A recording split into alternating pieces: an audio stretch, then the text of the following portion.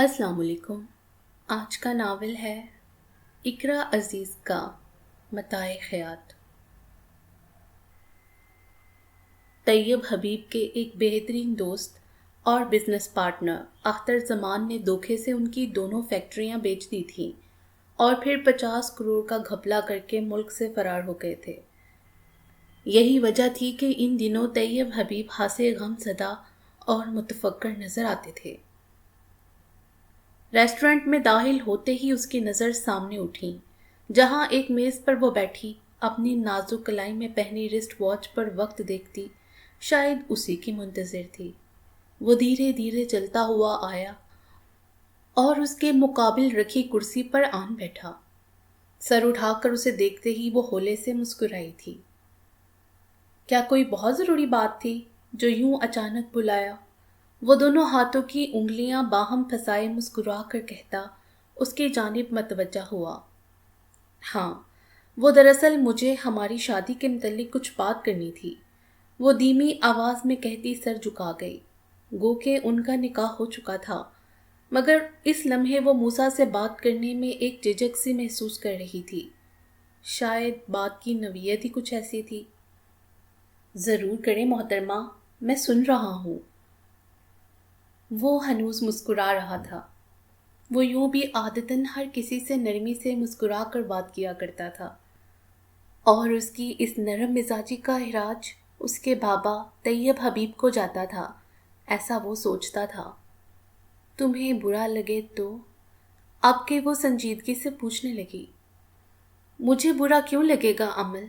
उसने आबरू झुकाकर सवालिया नजरों से उसे देखा।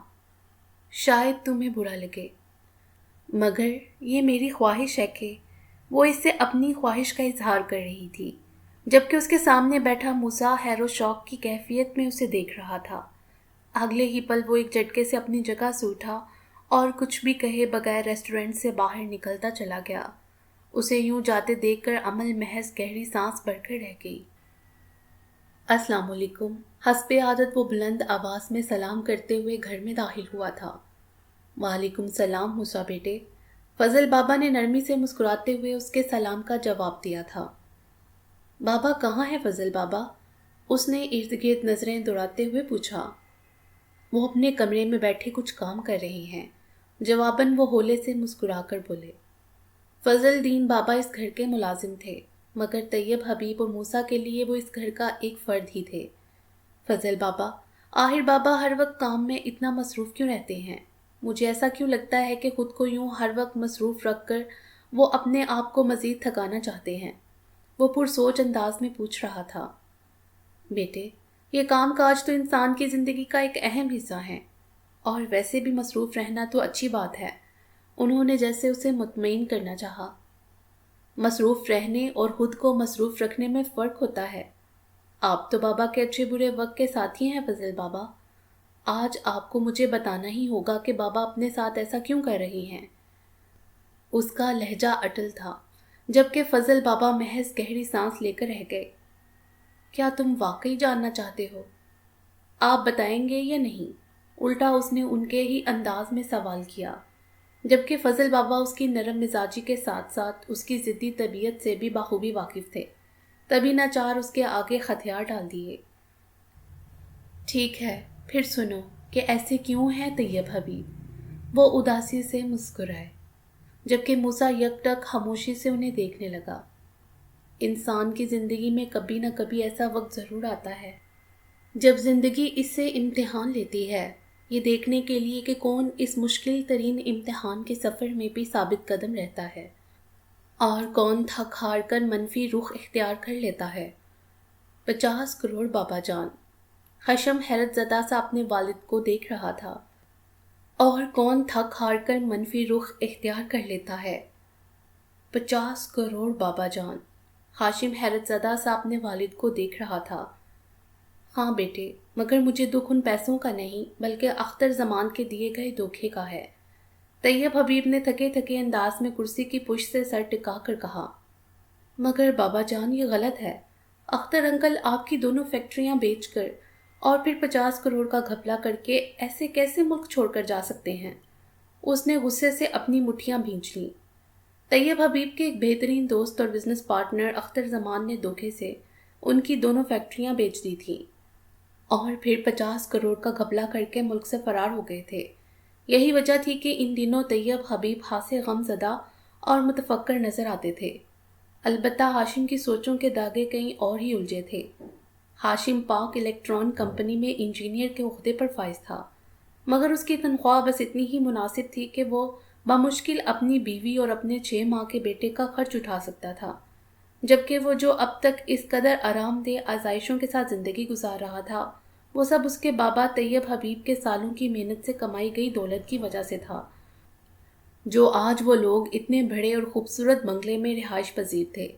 مگر اب حالات نے ایسا رخ پلٹا تھا کہ طیب حبیب کے پاس اب اس گھر کے علاوہ اور کچھ نہیں تھا۔ انہی لامتناہی سوچوں میں گم وہ کمرے سے باہر نکلتا چلا گیا۔ اس کے کمرے سے جانے کے بعد طیب حبیب نے کرب سے آنکھیں موند لیں۔ وہ ہاشم کو اس سب سے بے خبر رکھنا چاہتے تھے۔ وہ جانتے تھے کہ ان کی طرح ان کے بیٹے کو بھی دکھ ہوگا، مگر ایسی باتیں کب اور کہاں تک چھپتی ہیں۔ ہاشم کو بھی ان کے ایک ملازم سے ہی خبر مل گئی تھی، اور وہ اس بات پہ ان سے ہاسا ہوا بھی ہوا تھا کہ انہوں نے اسے اب تک لا علم کیوں رکھا تھا۔ ہاشم 12 سال کا تھا جب اس کی والدہ اس دنیا سے رخصت ہو گئی تھی، مگر طیب حبیب نے کبھی دوسری شادی نہیں کی۔ اپنی زندگی ہاشم کی دیکھ بھال اور اچھی تربیت میں وقف کر دی۔ انہوں نے اسے بے حد محبت اور اپنی بھرپور توجہ دی تھی۔ وہ اسے کبھی اپنی وجہ سے پریشان نہیں دیکھ سکتے تھے۔ آپ کی نا پپھو کی اکلوتی بیٹی ہے بابا جان، آپ کو اس کی منگنی میں ضرور جانا چاہیے۔ طیب حبیب کی چھوٹی بہن فاطمہ جو کہ حیدرآباد میں مقیم تھیں، 2 دن بعد ان کی اکلوتی بیٹی کی منگنی کی تقریب تھی، لہٰذا ہاشم اور اس کی بیوی مشال انہیں وہاں جانے کے لیے کہہ رہے تھے۔ ٹھیک ہے، میں چلا جاؤں گا، مگر تم لوگ بھی چلتے تو اچھا تھا، وہ نرمی سے مسکرا کر بولے، جبکہ مشال نے کنگھیوں سے ہاشم کو دیکھا تھا۔ وہ بابا جان، آج کل کام کا دباؤ بہت ہے، پھر ارمان بھی ابھی اتنا چھوٹا ہے، لہٰذا ہمارا شہر سے باہر جانا ذرا مشکل ہے۔ بات تو درست کی تم نے بیٹے، انہوں نے جیسے اس کی بات سے متفق ہوتے ہوئے کہا۔ فاطمہ کے بے حد اصرار پر طیب حبیب اپنی بھتیجی آبگینہ کی منگنی سے 1 دن قبل ہی حیدرآباد چلے گئے تھے، جبکہ یہاں مشال اپنے ترتیب کیے گئے لاحقہ عمل کے پورے ہونے پر مطمئن نظر آ رہی تھی۔ بابا جان تو چلے گئے ہاشم، اب اس گھر سے جلدی نکلنے کی تیاری کریں۔ جن لوگوں کو آپ نے یہ گھر بیچا ہے وہ کب تک شفٹ ہوں گے یہاں؟ وہ پرسکون انداز میں مسکراتے ہوئے پوچھ رہی تھی۔ آ جائیں گے وہ لوگ بھی 1-2 ہفتے تک، ہاشم نے مسکرانے کی کوشش کی۔ نہ جانے کیوں جب سے اس نے بابا کی لا علمی میں یہ گھر بیچ کر یہاں سے جانے کا فیصلہ کیا تھا، اسے ایک عجیب سی بے چینی نے آن گھیرا تھا، مگر پھر مشال کی کہی گئی باتیں اس کی سماعت سے ٹکرائی تھیں۔ بابا جان نے ساری زندگی اتنی دولت کمائی ہے، جتنا بھی نقصان ہوا ہو، محض یہ گھر ہی ان کا آخری سرمایہ تو نہیں ہوگا نا؟ ہو سکتا ہے اور بھی بہت کچھ ہو جو انہوں نے سنبھال کر رکھا ہو۔ اور یہی وہ لمحہ تھا جب ہاشم نے اپنے اندر سر اٹھاتی ندامت کو محسوس نہ کرتے ہوئے اس گھر سے جانے کا فیصلہ کر لیا تھا۔ اب وہ بس اپنی فیملی کا ہی خرچہ بمشکل اٹھا سکتا تھا۔ اس پل اسے محض اپنی اور اپنی فیملی کے مستقبل کی فکر تھی، جس میں اب صرف اس کی بیوی اور بیٹا شامل تھے۔ آپ اداس مت ہوں، بابا کے آنے کے بعد ہم انہیں ساری حقیقت بتا دیں گے کہ یہ فیصلہ ہم نے ہمارے بیٹے کے اچھے مستقبل کے لیے کیا تھا۔ گھر کے داخلی دروازے سے نکلنے کے بعد بھی ہاشم کو ہنوز دروازے پر استدعا دیکھ کر مشال بمشکل اپنی اکتاہٹ پر قابو پاتے ہوئے بولی تھی، اور ہاشم طیب ایک آخری نظر اس گھر پر ڈالتا ہوا باہر کی جانب بڑھ گیا۔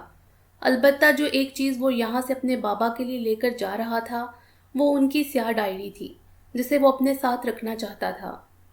مگر کیا فائدہ، جس شخص کی ڈائری تھی انہیں ہی ساتھ نہیں رکھنا چاہتا تھا تو۔ طیب حبیب جو آبگینہ کی منگنی کی تقریب میں شرکت کرنے محض 2 دن کے لیے حیدرآباد گئے تھے، اپنی بہن کے بے حد اصرار پر 1 ہفتہ وہاں گزار کر آج کراچی واپس لوٹے تھے۔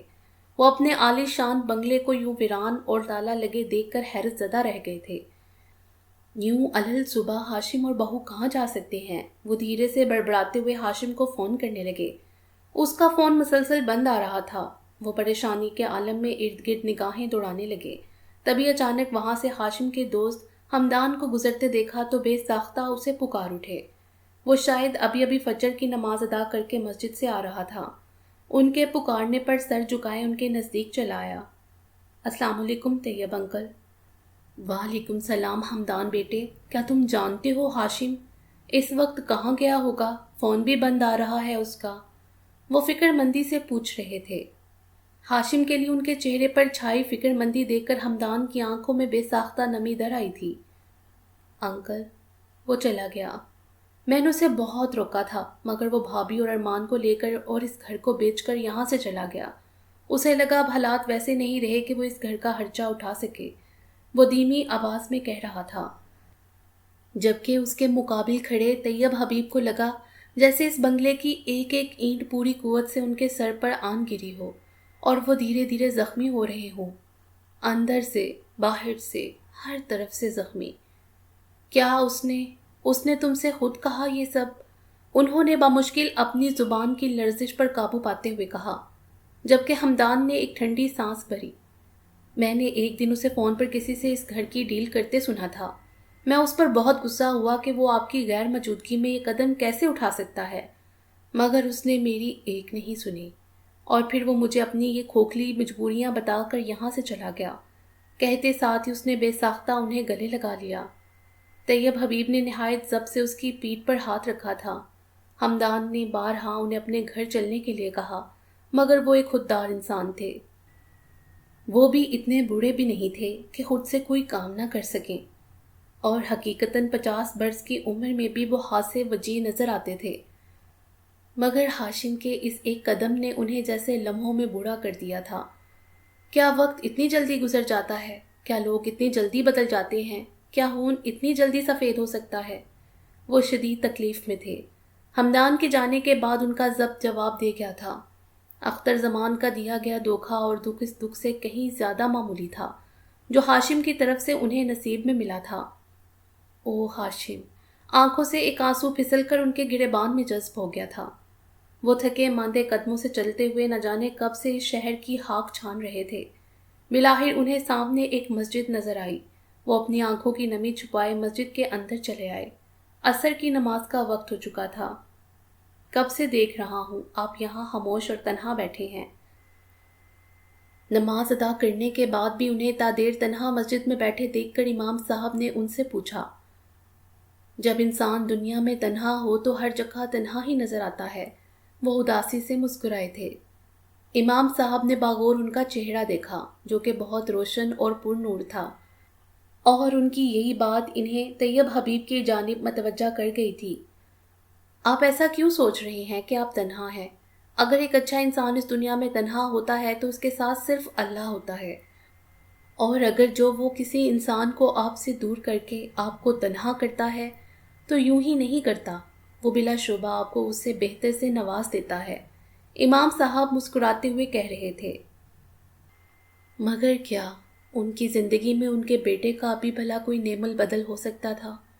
طیب حبیب نے مایوسی سے سر جھٹکا۔ پھر امام صاحب کے پوچھنے پر انہوں نے مختصر لفظوں میں انہیں اپنی تنہائی کی وجہ بتائی۔ البتہ ہاشم کی زیادتی کو وہ چھپا گئے تھے۔ انہوں نے اپنے گزرے حالات کا ذکر کچھ اس طرح کیا کہ امام صاحب ان کے بیٹے کو غلط نہ سمجھیں۔ وہ مسجد میں بیٹھ کر جھوٹ نہیں بول سکتے تھے، مگر مکمل سچ بھی نہیں کہہ سکتے تھے۔ انہیں اب بھی ہاشم کی فکر تھی۔ امام صاحب نے طیب صاحب کو مسجد کے نزدیک ہی واقع اپنے گھر کی پہلی منزل پر بنے ایک واحد چھوٹے سے کمرے میں رہنے کی جگہ دے دی تھی۔ دوسری منزل پہ امام صاحب خود اپنی بیوی کے ساتھ رہتے تھے، جبکہ پہلی منزل پر انہوں نے ایک چھوٹا سا مدرسہ بھی بنا رکھا تھا جہاں وہ بچوں کو قرآن کی تعلیم دیا کرتے تھے۔ فی الحال طیب حبیب کے لیے یہی کافی تھا۔ وقتی طور پر ہی صحیح انہیں رہنے کا ٹھکانہ میسر آ گیا تھا۔ وہ اپنے رب کے شکر گزار تھے۔ امام صاحب کے یوں بنا کسی معاوضے کے انہیں اپنے یہاں رکھنے پر طیب حبیب نے ان سے مدرسے کے بچوں کو پڑھانے کی درخواست کی تھی، جس پر امام صاحب نے خوش دلی سے کہا تھا، اس سے زیادہ خوشی کی بات اور کیا ہوگی طیب، جبکہ وہ مطمئن انداز میں گہری سانس لے کر رہ گئے۔ مدرسے کے بچوں کو پڑھانے کے بعد انہوں نے قرآن کی تلاوت کے لیے جیسے ہی قرآن پاک کھولا، سامنے قرآن کے صفحے پر جس آیت پر ان کی پہلی نظر پڑی وہ بے ساختہ ان کی آنکھیں نم کر گئی۔ اور جان رکھو کہ تمہارا مال اور اولاد بڑی آزمائش ہے، اور یہ کہ اللہ کے پاس نیکیوں کا بڑا ثواب ہے۔ سورۃ انفال۔ مگر میں اس قابل کہاں ہوں میرے اللہ، میں تو محض تیرا ایک حقیر سا بندہ ہوں۔ وہ سجدے میں سر رکھ کر بے اختیار رو دیے تھے۔ پھر وقت کے ساتھ ساتھ ان کی نمازیں اور سجدے طویل ہوتے گئے۔ ایسا نہیں تھا کہ وہ پہلے نماز یا قرآن نہیں پڑھتے تھے، وہ تب بھی نماز اور قرآن کے اتنے ہی پابند تھے جب ان کے پاس زندگی کی ہر آزائش موجود تھی، اور اب بھی جب ان کی زندگی ویسی نہیں تھی۔ مگر آج اللہ نے قرآن کے ذریعے انہیں ان کا اعتماد اور امید واپس لوٹائی تھی۔ وہ ایک بار پھر پر امید تھے اپنے ہر سفر کے آنے والے کل کے لیے۔ اس دن وہ مغرب کی نماز کے بعد مسجد میں ستون سے ٹیک لگائے بیٹھے تھے جب ایک مانوس آواز پر انہوں نے سر اٹھا کر دیکھا۔ ارے فضل صاحب، آپ! ان کے چہرے پر دھیمی سی مسکراہٹ تھی، اور ان کے فضل صاحب کہنے پر فضل دین کی آنکھوں میں نمی سی ابھری، پھر وہ ہولے سے مسکرا دیے۔ فضل دین ایک قدرے غریب اور بوڑھے انسان تھے، انہیں آج تک کسی نے اتنی عزت سے صاحب نہیں کہا تھا، تبھی شاید اس قدر عزت و احترام پر وہ آبدیدہ ہو گئے تھے۔ وہ بھی روزانہ اسی مسجد میں نماز ادا کرنے آیا کرتے تھے۔ طیب حبیب کی اکثر ان سے ملاقات ہوتی رہتی تھی۔ طیب صاحب، میں نے آپ کو امام صاحب سے بات کرتے سنا تھا کہ آپ کے پاس کوئی روزگار نہیں ہے۔ دراصل میں جہاں ملازم ہوں وہاں ان کے بچوں کی دیکھ بھال کے لیے ایک مرد ملازم کی ضرورت ہے۔ وہ بچہ بہت دنوں سے بیمار ہے۔ اگر آپ یہ ملازمت کرنا چاہیں تو میرے ساتھ کل ان کے گھر چل سکتے ہیں، مگر رہنا بھی وہیں سرونٹ کوارٹر میں ہوگا۔ فضل دین نے جیسے انہیں ساری تفصیل بتائی۔ طیب حبیب لمحہ بھر تو حیرت سے انہیں دیکھے گئے، پھر جیسے گہری سانس لے کر اس بات میں سر ہلا دیا۔ ٹھیک ہے، میں ضرور چلوں گا۔ بہت شکریہ فضل صاحب۔ خوش رہیں۔ اب میں چلتا ہوں، فی امان اللہ۔ وہ نرمی سے ان کا کندھا تھپک کر مسجد سے باہر کی جانب بڑھ گئے، جبکہ طیب حبیب نے اللہ کی اتاری گئی ایک اور بلائی پر اس کا دل سے شکر ادا کیا تھا۔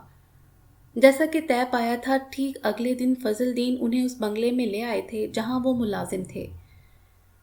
اونچے وسیع و ریز بنگلے کو دیکھتے ہوئے طیب حبیب کے چہرے پر ایک اداس سی مسکراہٹ ابھر کر معدوم ہوئی، مگر پھر اندر داخل ہونے سے قبل ہی وہ لمحہ بھر کو اپنی جگہ ساکت رہ گئے تھے۔ ہاں، وہ آخری بار 4 سال پہلے اس گھر میں آئے تھے۔ اس علاقے کو دیکھ کر وہ فضل دین سے کہہ رہے تھے کہ وہ پہلے بھی یہاں آ چکے ہیں، مگر انہیں یوں محسوس ہوا کہ شاید وہ کبھی کسی ضروری کام کے سلسلے میں یہاں آئے ہوں اور انہیں یاد نہ رہا ہو۔ بہرحال اب یہاں سے واپس پلٹنا ٹھیک نہیں تھا، اور ممکن ہے اب یہاں کوئی اور رہتا ہو۔ یہی سوچتے ہوئے وہ گہری سانس لے کر فضل دین کے ہمراہ اندر داخل ہوئے۔ سر سبز لان میں لگے ڈیروں پھول پودے قدرے مرجھائے ہوئے دکھائی دیتے تھے، گویا کچھ عرصے سے ان پر کوئی خاص توجہ نہ دی گئی تھی۔ تبھی نفیس سی ساڑی میں ملبوس، ہاتھ میں قیمتی پرس تھامے ایک عورت لان میں چلی آئی۔ وہ خوبصورت تھی، مگر اس کی گردن کچھ اس طرح سے اٹھی ہوئی تھی کہ انداز میں حد درجہ غرور جھلکتا تھا۔ فضل دین نے اسے دیکھتے ہی مؤدبانہ انداز میں سلام کیا۔ میڈم، یہ ہیں طیب حبیب، میں انہیں موسیٰ بیٹے کی دیکھ بھال کے لیے یہاں لایا ہوں۔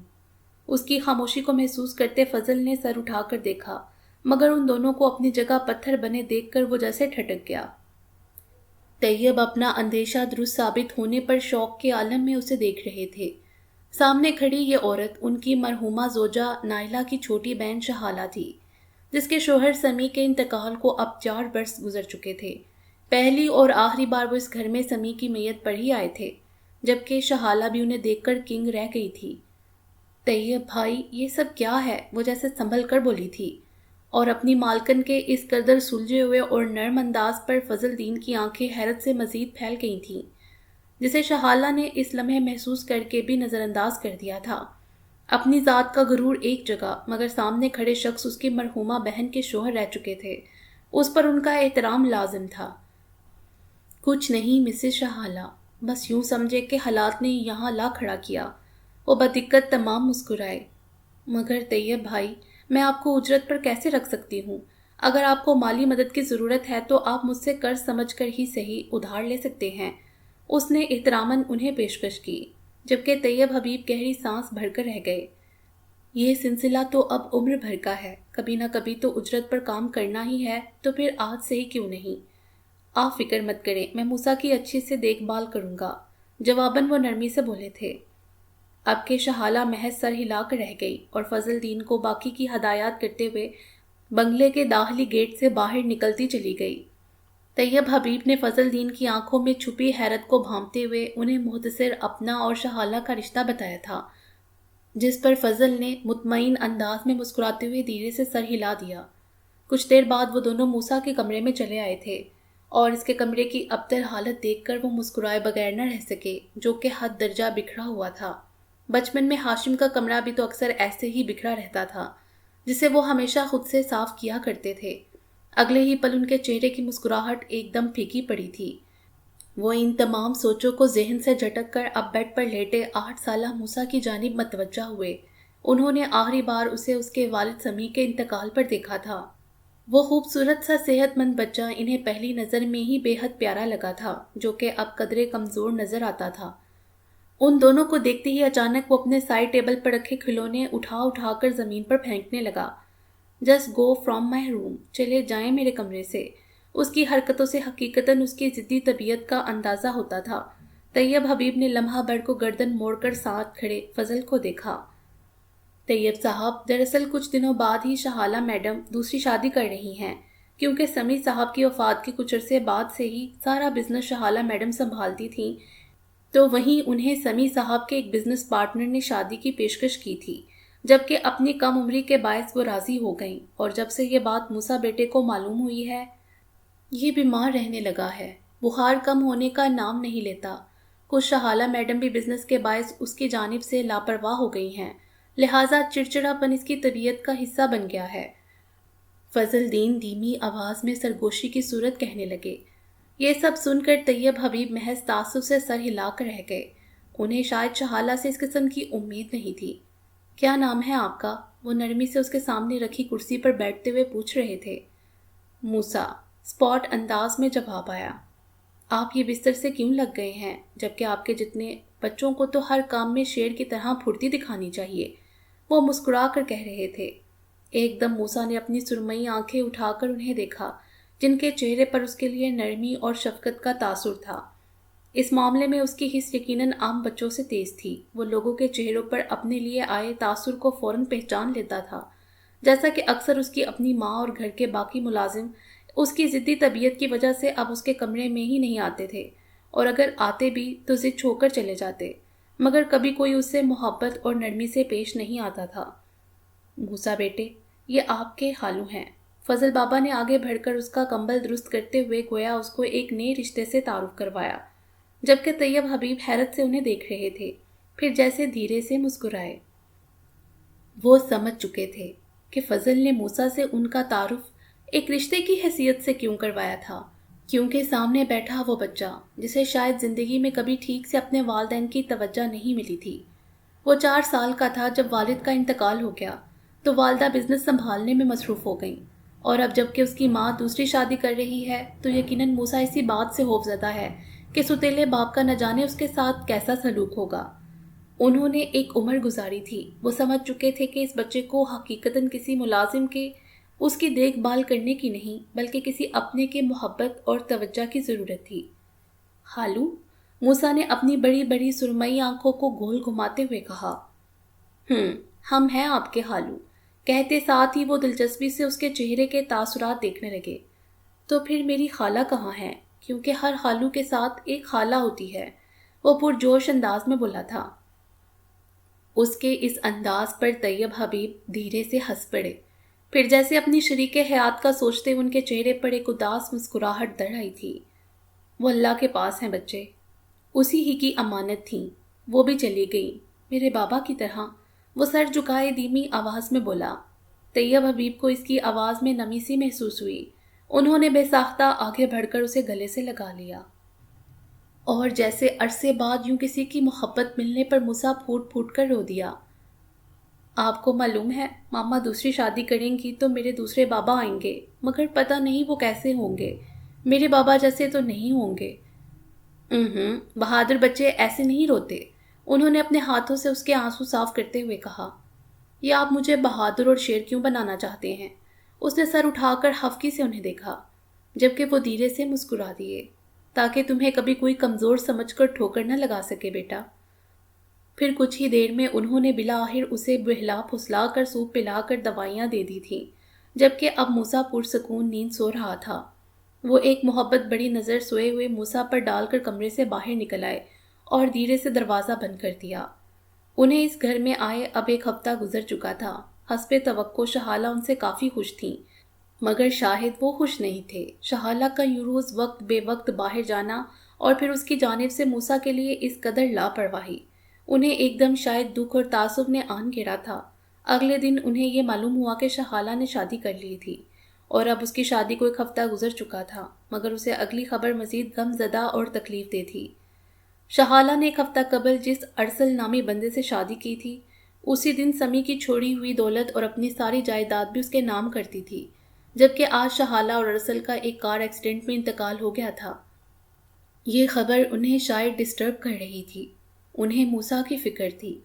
جو بھی تھا، آخر شہالہ اس کی ماں تھی، اور اب وہ معصوم بچہ تنہا کیسے رہے گا؟ اس ایک سوال نے ان کی سوچوں کے تمام در جیسے بند کر دیے تھے۔ شہالہ کی میت پر بہت کم لوگ موجود تھے، چنانچہ افسوس کرنے کے لیے آنے والے ان چند لوگوں کو طیب حبیب اور فضل دین بابا ہی دیکھ رہے تھے۔ مجھے تو موسیٰ بیٹے کی فکر ہے طیب صاحب، فضل دین مغموم لہجے میں بولے تھے۔ میں بھی اسی کے بارے میں سوچ رہا تھا، انہوں نے اپنی پیشانی کو مسلتے ہوئے قدرے فکر مندی سے کہا۔ طیب صاحب، آپ موسیٰ بیٹے کو اپنے ساتھ رکھ لیں، دیکھیں آپ خود بھی تنہا ہیں، اور پھر آپ تو اس کے رشتہ دار ہیں، بھلا آپ سے بہتر اس کی دیکھ بھال اور کون کر سکتا ہے؟ فضل دین نے نرمی سے کہتے انہیں سمجھانا چاہا۔ مگر میں کیسے؟ موسیٰ کو میں دے ہی کیا سکتا ہوں؟ وہ ہولے سے بڑبڑائے تھے، جبکہ فضل دین ان کی یہ سرگوشی سن چکے تھے۔ اللہ ہے نا آپ دونوں کا کارساز، مگر انسانوں کی اس دنیا میں آپ دونوں کا ایک دوسرے کے سوا اور کوئی نہیں ہے طیب صاحب۔ فضل دین کی بات پر وہ چونک کر انہیں دیکھنے لگے۔ یہ حقیقت تھی کہ ان کے علاوہ موسیٰ کا یہاں اور کوئی رشتہ دار نہیں تھا، اور پھر مرحومہ شہالہ اور مرحوم ارسل پر وہ محض افسوس ہی کر سکتے تھے، کیونکہ ارسل نے دولت کی محبت میں شہالہ سے شادی کی تھی، جبکہ شہالہ نے ارسل کی محبت میں اپنی تمام دولت اس کے نام کر دی تھی۔ مگر کیا ہاتھ آیا ان دونوں کے؟ بھلا اس دنیا میں مال اور انسان بھی عمر بھر کسی کا رہا ہے؟ انہوں نے نفی میں سر ہلاتے دکھ سے سوچا تھا۔ شہالہ کی وفات کے بعد موسیٰ نے رو رو کر اپنی آنکھیں سرخ کر لی تھیں۔ خون کے رشتوں سے انسان کی محبت فطری ہوتی ہے، پھر وہ تو اس کی اپنی ماں تھی۔ مگر پھر وقت گزرنے کے ساتھ طیب حبیب کی محبت اور توجہ سے وہ دھیرے دھیرے سنبھلنے لگا تھا۔ اس دن فضل دین کی باتوں پر غور کرنے کے بعد انہوں نے بالآخر بہت سوچ سمجھ کر یہ اہم فیصلہ کیا تھا کہ اب وہ موسیٰ کے ساتھ رہیں گے، اسے کبھی تنہا نہیں چھوڑیں گے، کیونکہ موسیٰ کو ان کی ضرورت تھی، اور شاید ان کا بھی اب اس بھری دنیا میں موسیٰ کے علاوہ کوئی اور نہیں تھا۔ انہوں نے نم آنکھیں سمیت سوتے ہوئے موسیٰ کی پیشانی چومی اور تھکے تھکے قدموں سے کمرے سے باہر نکل آئے۔ انہوں نے سوچ لیا تھا کہ موسیٰ کے بہترین مستقبل کے لیے انہیں اب جلد کوئی نوکری تلاش کرنی ہوگی، پھر وہ اپنی کمائی گئی دولت سے موسیٰ اور اپنے لیے کوئی ٹھکانہ دیکھیں گے، اور اس گھر کو موسیٰ کے لیے چھوڑ دیں گے۔ پھر جب وہ بڑا ہوگا اس کا فیصلہ وہ خود کرے گا، کیونکہ یہ گھر اس کی مرحومہ ماں کی واحد نشانی تھا جو وہ صرف اس کے لیے چھوڑ کر گئی تھی۔ بالآخر بہت جدوجہد کے بعد طیب حبیب کو ایک ریسٹورنٹ میں ویٹر کی جاب مل گئی تھی۔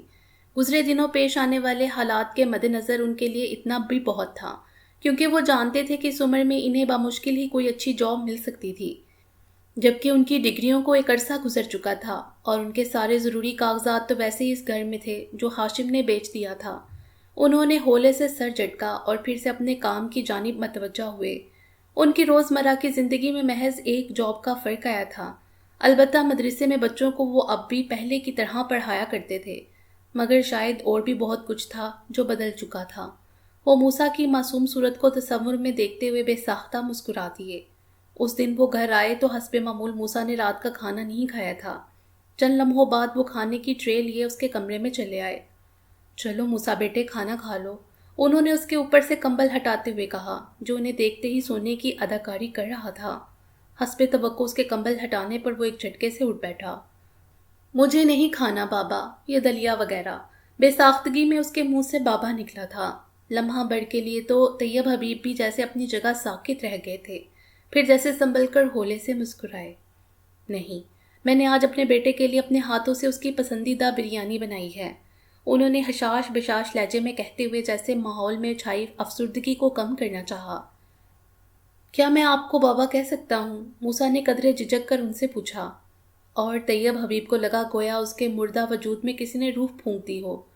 بالکل، آج سے میں تمہارا بابا ہی ہوں۔ اس نے بے اختیار اپنے چھوٹے چھوٹے ہاتھ ان کے چہرے پر رکھے۔ آپ رو رہے ہیں بابا؟ اسے ان کے چہرے پر نمی واضح محسوس ہوئی تھی۔ نہیں، میں رو نہیں رہا، یہ میرے خوش ہونے کا انداز ہے، وہ دھیرے سے ہنس کر بولے تھے، جبکہ موسیٰ نے پرسکون انداز میں مسکراتے ہوئے اپنا سر ان کی گود میں رکھ دیا۔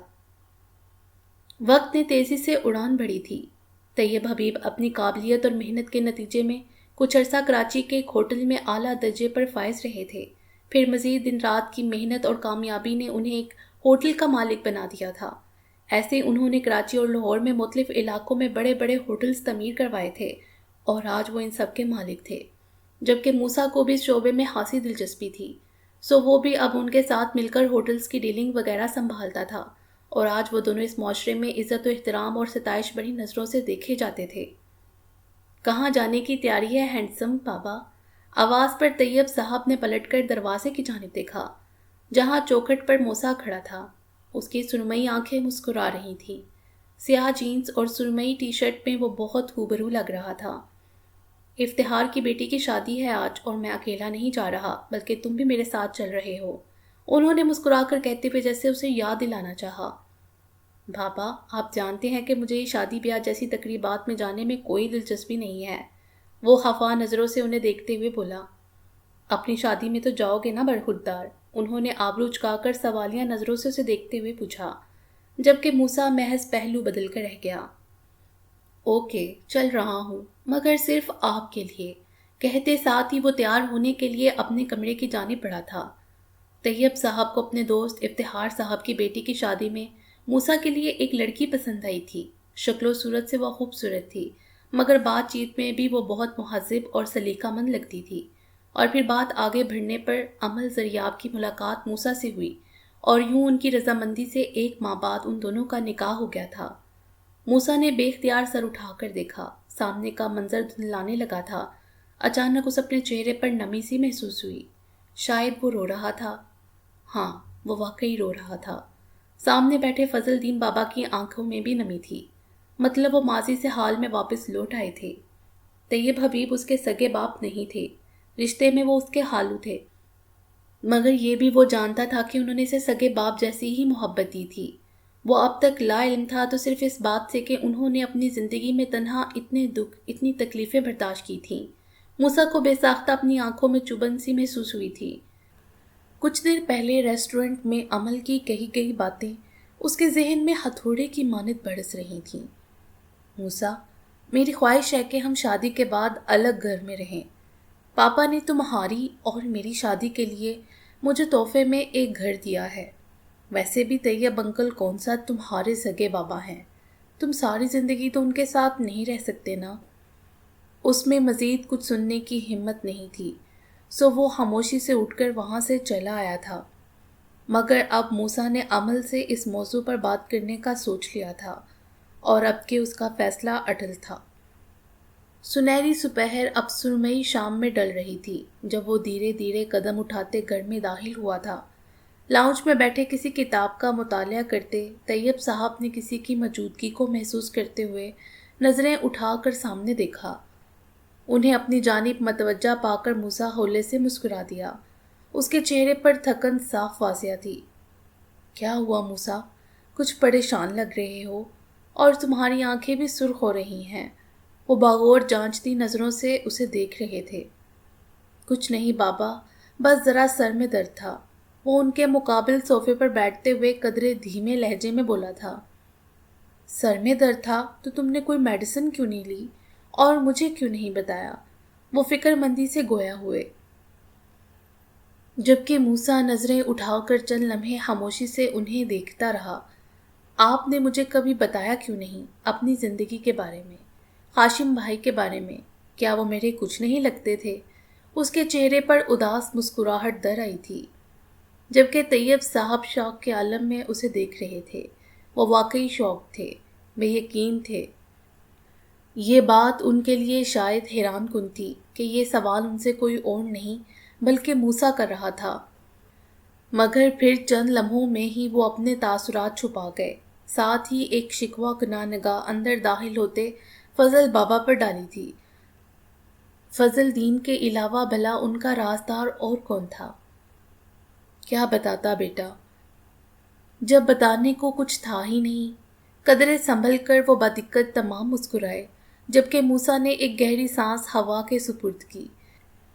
وہ چاہ کر بھی انہیں یہ نہیں بتا پایا کہ وہ کل سے ہاشم کو ڈھونڈنے کی کوشش کر رہا تھا، مگر جب کوئی معلومات ہاتھ نہ آئی تو وہ تھک ہار کر واپس گھر لوٹ آیا تھا۔ مگر کیا اسے بابا کو یہ بتانا چاہیے؟ نہیں، وہ انہیں یہ بات بتا کر مزید دکھی نہیں کر سکتا تھا۔ اس نے بے ساختہ اپنی سوچ کی نفی کی۔ مگر بابا، ایک بار تو کہتے، کیوں آپ نے اپنے اندر اتنا دکھ چھپا کر رکھا؟ کیوں میرے لیے تنہا اتنی مشکلوں کا سامنا کیا؟ اگر یہی سب تمہارے سگے والد تمہارے لیے کرتے تو کیا تم ان سے بھی یہی سوال پوچھتے موسیٰ؟ وہ تھکاوٹ بڑے انداز میں مسکرائے تھے، البتہ ان کے چہرے پر تکلیف کے آثار نمایاں ہوئے تھے۔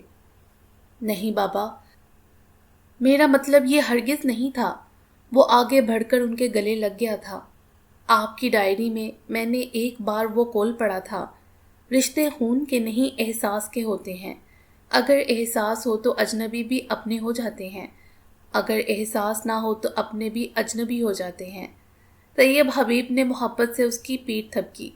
ان کی آنکھوں میں تیزی سے سرخی پھیلی تھی، جسے وہ چھپانے کی کوشش کرنے لگے، جبکہ شدت جذبات سے موسیٰ کہہ رہا تھا، اس کی حقیقی مثال آپ ہیں بابا۔ آپ سے زیادہ میرے لیے کوئی اپنا نہیں۔ میں جانتا ہوں آپ سے زیادہ محبت مجھے کبھی کسی نے نہیں دی۔ میرے لیے میرے باپ، میرے بہترین دوست، سب کچھ آپ ہیں۔ اور طیب حبیب کو لگا جیسے انہیں ان کی زندگی کی تمام متاع مل گئی ہو۔ بے شک اللہ نے انہیں بہترین سے نوازا تھا، البتہ ان کا بیٹا ہاشم اب بھی ان کی دعاؤں میں شامل تھا۔ وہ ہمیشہ کی طرح آج بھی اس کے لیے صدقے دل سے دعا گو تھے۔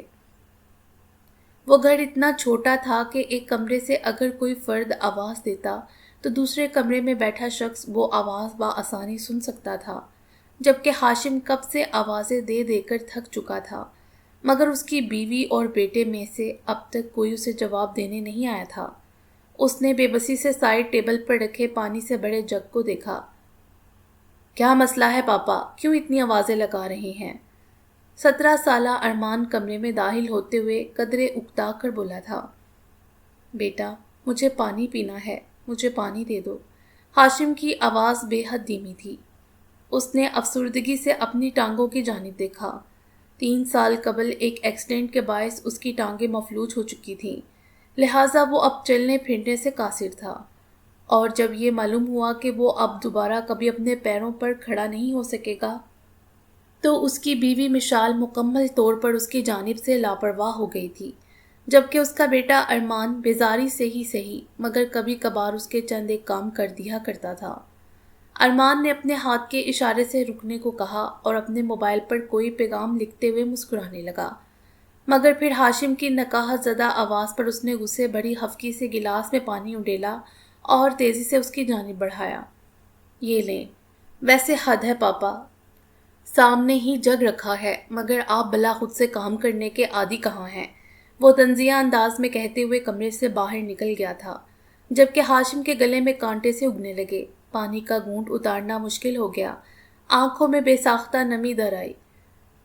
اس سے اچھا تو اس کا بیٹا تھا، کم از کم جو بھی تھا اس کے سامنے تو تھا، مگر ہاشم طیب کیا تھا؟ اپنے مخلص بے حد محبت کرنے والے باپ کو دھوکہ دینے والا ایک خود غرض بیٹا، جس نے ان کی لا علمی کا فائدہ اٹھا کر ان کا سب کچھ بیچ ڈالا۔ اس نے گلاس سائڈ ٹیبل کے کنارے پر رکھا اور لرزتے ہاتھوں سے سائڈ دراز کھولنا چاہا۔ اس میں سے ایک سیاہ رنگ کی ڈائری نکال کر اس نے دراز بند کر دیا تھا۔ اس ڈائری کو کھولتے ہی اس کی آنکھوں سے آنسو بہنے لگے، اور چند صفحوں کو پلٹنے پر ہاشم کی نگاہیں اس ایک صفحے پر گویا جم سی گئی تھیں۔ وہاں بھی اس کے بابا طیب حبیب نے حسب عادت ڈائری کے ہر صفحے کی طرح اس پر بھی حضرت محمد صلی اللہ علیہ وآلہ وسلم کی ایک حدیث مبارکہ لکھی تھی۔ اللہ کے رسول صلی اللہ علیہ وآلہ وسلم نے فرمایا، رب کی رضا والد کی رضا میں ہے اور رب کا غصہ والد کے غصے میں ہے۔ الحدیث ترمذی۔ اور ہاشم طیب کا ضبط بالآخر جواب دے گیا تھا۔ وہ کسی بچے کی طرح پھوٹ پھوٹ کر رو دیا۔ بابا، مجھے معاف کر دیں بابا۔ اس کی دل دہلا دینے والی چیخوں پر اس گھر کے در و دیوار لرز کر رہ گئے تھے، مگر اب یہاں اس کی پکار سننے والا کوئی نہیں تھا۔ شاید ہاشم طیب نے بہت دیر کر دی تھی، شاید بہت زیادہ۔ موسیٰ نے عمل کو فون کر کے باہر ملنے کا کہا تھا، لہٰذا کچھ ہی دیر میں وہ اس کے گھر کے باہر اپنی گاڑی میں بیٹھا اس کا منتظر تھا۔ اگلے ہی پل اسے سامنے سے عمل آتی دکھائی دی۔ گاڑی میں بیٹھتے ساتھ ہی اس کے چہرے پر ایک فاتحانہ مسکراہٹ در آئی تھی، گویا اسے یقین ہو کہ موسیٰ نے بالآخر اس کی خواہش کو قبول کر لیا ہے۔ کچھ دیر دونوں کے درمیان یوں ہی خاموشی چھائی رہی، پھر گاڑی ایک جھٹکے سے اس عالی شان ہوٹل کے سامنے رکی تھی۔ عمل نے گردن موڑ کر حیرت سے اسے دیکھا۔ کیا ہم یہاں ڈنر کریں گے؟ مگر یہ ہوٹل تو تمہارا۔ تبھی موسیٰ نے نہایت سرد انداز میں اس کی بات وہیں کاٹ دی۔ میرا نہیں، میرے بابا طیب حبیب مالک ہے اس ہوٹل کے۔ جبکہ وہ لمحہ بھر کو بنا پلکے جھپکائے خاموشی سے اسے دیکھے گئی۔ کیا کہا تھا تم نے کہ میں انہیں چھوڑ کر تمہارے ساتھ رہوں، کیونکہ وہ کون سا میرے سگے بابا ہیں؟ مگر آج میں تم سے پوچھتا ہوں مسز عمل، اگر جو وہ میرے سگے والد ہوتے تو میں کیسے یقین کر لوں کہ تب تمہاری یہ سوچ یا خواہش بدل جاتی؟ اور جواب میں وہ کچھ بول نہیں سکی۔ اب تک وہ سوچتی آئی تھی کہ وہ اپنے بابا کے کہنے پر یہ سب کر رہی تھی، مگر در حقیقت وہ خود بھی موسیٰ کے ساتھ ایک الگ گھر میں رہنا چاہتی تھی۔ عمل کا سر بے اختیار جھک گیا۔ یہ جو ہوٹل ہے نا، ایسے اور بہت سے ہوٹلوں کے مالک ہے طیب حبیب، اور یہ سب انہوں نے اپنی محنت اور قابلیت سے حاصل کیا تھا، صرف میری اچھی پرورش کے لیے، تاکہ زندگی میں مجھے کبھی کسی چیز کی کمی محسوس نہ ہو۔ وہ لمحے بھر کو خاموش ہوا۔ عمل کو بے ساختہ شرمندگی کے احساس نے آن گھیرا۔ وہ ہنوز سر جھکائے بیٹھی تھی۔ چند لمحوں کی خاموشی کے بعد موسیٰ کی آواز ایک بار پھر گاڑی میں گونجی تھی۔ جانتی ہو، تمہارے بابا نے تمہارا ہاتھ موسیٰ بن سمی کے ہاتھ میں نہیں بلکہ طیب حبیب کے بیٹے موسیٰ کے ہاتھ میں دیا تھا، یہ سوچ کر شاید زندگی میں کبھی ان کی بیٹی کو برا وقت نہ دیکھنا پڑے، اور تم کہتی ہو کہ میں انہیں چھوڑ دوں، اپنے اندر کے احساسات کو مار دوں۔ کہو کیا اب بھی چھوڑ دوں انہیں؟ وہ غم و غصے کے عالم میں قدرے اونچی آواز میں بولا تھا۔ عمل کی آنکھوں میں بے ساختہ نمی سی ابھری۔ بعض دفعہ انسان کو اپنی غلطی کا احساس ہونے کے لیے چند لمحے ہی کافی ہوتے ہیں، جبکہ بعض دفعہ پوری زندگی گزر جاتی ہے مگر انسان کو احساس تک نہیں ہوتا۔ لہٰذا عمل کو بھی موسیٰ کی باتوں سے ان چند لمحوں میں شدت سے یہ احساس ہو گیا تھا کہ وہ کتنی بڑی غلطی کر رہی تھی۔ وہ صرف موسیٰ کو اس کے پالنے والے باپ سے نہیں بلکہ اسے ایک بہترین دوست سے، خطا کے محبت اور احساس کے رشتے سے جدا کر رہی تھی۔ اس دنیا میں خون کے رشتے بہت اہم ہوتے ہیں، لیکن اگر ہر خون کا رشتہ اتنا ہی خالص ہوتا تو کبھی آپ کا کوئی اپنا اس شفاف دنیا میں آپ کو تنہا نہ چھوڑتا، جبکہ کچھ رشتے احساس اور محبت کے ہوتے ہیں جنہیں صرف وہی نبھا سکتا ہے جو انہیں خالص دل سے نبھانا جانتا ہو۔ آئی ایم سو سوری موسیٰ، مجھے معاف کر دو۔ وہ بے اختیار رو دی۔ موسیٰ نے ایک نظر اسے دیکھا اور بنا کوئی جواب دیے پھر سے اسٹیئرنگ سنبھال لیا۔ گاڑی اب تیزی سے سڑک پر آگے بڑھ رہی تھی۔ تم مجھے معاف نہیں کرو گے نا؟ ہاں، کرنا بھی نہیں چاہیے۔ میں نے کتنی غلط خواہش کا اظہار کیا تھا تم سے، جس خواہش کو حاصل کر کے بھی مجھے کچھ حاصل نہ ہوتا، ایک کھوکھلی لا حاصل سی خواہش۔ اس نے افسردگی سے سر جھٹکا۔ وہ لب بنچے خاموشی سے ڈرائیو کر رہا تھا۔ اس کی طویل خاموشی کو محسوس کرتے ہوئے عمل کا دل اندر ہی اندر ڈوب رہا تھا۔ وہ اس کی بے رخی برداشت نہیں کر سکتی تھی، تبھی دھیمی آواز میں کہنے لگی، تم مجھے گھر چھوڑ دو۔ اب کے موسیٰ نے محض سر ہلانے پر اکتفا کیا۔ کچھ ہی دیر میں گاڑی اس بنگلے کے پورچ میں آ کر رکی تھی۔ عمل نے حیرت سے سر اٹھا کر اس بنگلے کو دیکھا، پھر گردن موڑ کر اسے۔ اس میں یہ پوچھنے کی ہمت نہیں تھی کہ موسیٰ اسے اپنے گھر کیوں لے آیا تھا۔ कुछ दिनों बाद तुम्हें रुखसत होकर इसी घर में आना है, तो क्या तुम अब भी अपने इस घर में नहीं चलोगी? मूसा ने मुस्कुराती सवालिया निगाहों से उसे देखा था और अमल का दिल जैसे डेढ़ों बोझ से आज़ाद हुआ था। मूसा ने उसे माफ़ कर दिया था। उसका शोहर अब उससे नाराज़ नहीं था। ज़रूर ज़रूर चलूँगी। स्याह आंखों में उमड़ती नमी को छुपाए वो बेइख्तियार मुस्कुराई। शुक्रिया मूसा बिन समी, उसने धीमी आवाज़ में कहा। किस लिए? उसने सवालिया आबरू उठाई। मुझे मोहब्बत और एहसास के रिश्तों से आशना करवाने के लिए। अमल ने गर्दन मोड़कर उसकी जानिब देखा था, जहां मूसा बिन समी मुस्कुराते हुए उसे ही देख रहा था। फिर उसकी तरफ ज़रा सा झुककर होले से सरगोशी की। शुक्रिया मिसेस अमल मूसा। किस लिए? वो हैरत से पूछने लगी। मेरा मान रखने के लिए, मूसा ने नरम मगर धीमी आवाज़ में कहा था। और मिसेस अमल मूसा मुस्कुराकर सर झुका गई। फिर वो दोनों साथ साथ कदम उठाते घर के लॉन में दाखिल हुए थे, जबकि लॉन के ऐन वस्त में सामने कुर्सी पर विराजमान तैयब हबीब के चेहरे पर उन दोनों को आते देखकर एक पुरसुकून मुस्कुराहट दर आई थी। अस्सलाम वालेकुम, कैसे हैं आप अंकल? अमल ने सलाम में पहल करते हुए उनका हाल दरियाफ्त किया। वालेकुम सलाम बेटी, अल्लाह का शुक्र है मैं ठीक हूँ। उन्होंने आगे बढ़कर उसके सर पर हाथ फेरा। आई एम सॉरी अंकल, शायद मैं इस काबिल नहीं कि आपकी बेटी बन सकूं, मगर मैं एक बेहतरीन बहू बनने की कोशिश करूंगी, वो सर झुकाए धीमी आवाज़ में बोली थी। उसकी बात पर तैयब हबीब ने मुस्कुराकर नफ़ी में सर हिलाया था।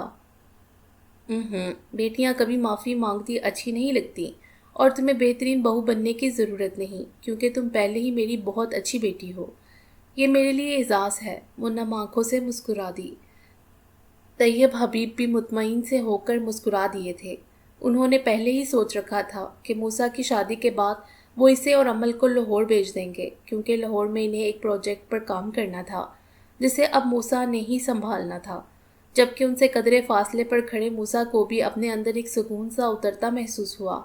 उसने मुस्कुराते हुए सर उठाकर उफ़क़ की जानिब देखा और फिर सामने खड़ी उन दो शख्सियत को जो उसकी ज़िंदगी की मताए हयात थे।